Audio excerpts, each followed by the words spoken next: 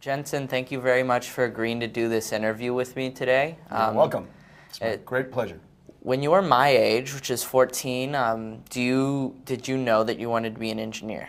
I was always rambunctious. I was always setting stuff on fire and gluing stuff together and blowing things up and, digging holes in this and building that and whatnot. So I was a rambunctious kid, but I always cared deeply about grades, and I always knew that I wanted to do something in mathematics. And for somebody who has an analytical mind, who likes to build things, who likes to make things the world's never seen, being an engineer is the perfect career. What engineering really is understanding problems, having tools that helps you analyze problems and break the problems down into smaller pieces so that you can find sound, mathematically sound or scientifically sound solutions for those problems. Most of life is really about smart problem solving, and I found that my engineering skills in problem solving and my education in first principle knowledge has really helped in almost everything that I do, including being a CEO. So what's it like to be an engineer at NVIDIA? What projects do you work on? What do you do every day? One of the things that's really cool about our company is that you're surrounded with people who are genuinely passionate about doing the same thing that you're trying to do in the same field.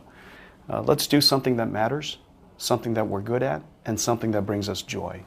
Okay, and so what I've just described is really the first principles of strategic thinking, and it's how we decide what to work on.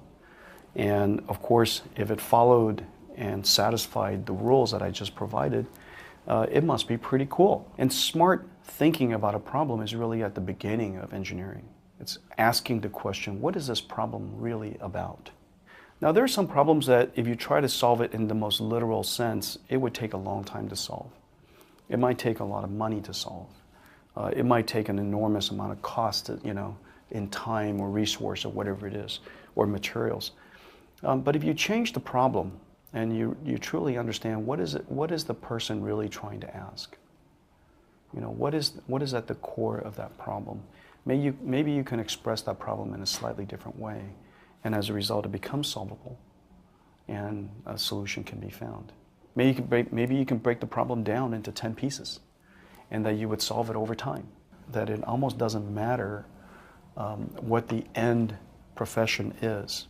I think the most important thing about engineering is that you're learning life skills about asking the right questions and breaking down problems and finding solutions to it that are elegant and optimal, and have the life skills to continuously improve. And all of those skills are really all that engineering teaches us, along with, of course, a lot of first principle knowledge that is when applied helps us find more elegant solutions.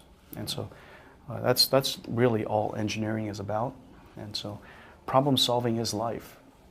Problem solving is life, and what could be better preparation for life than to have the world's best skills for problem solving.